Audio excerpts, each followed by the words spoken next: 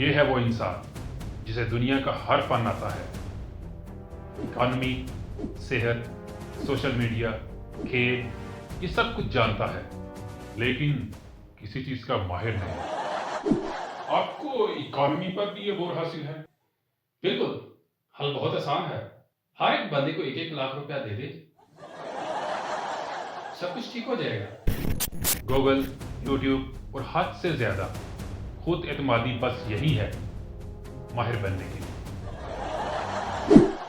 अगर नज़ला हो जाए तो गर्म पानी पी ले और यूट्यूब पर home remedies for cold search करें। और अगर हार्ट अटैक आ जाए तो यूट्यूब पर how to survive heart attack देख ले। ये इंटरव्यू नहीं, ये एक मजाया और तंजो मजाक का तूफान है और सोशल मीडिया के जाली एक्सपर्ट्स की हकीकत। सब कुछ जानने के लिए देखें वायरल होने दो यार।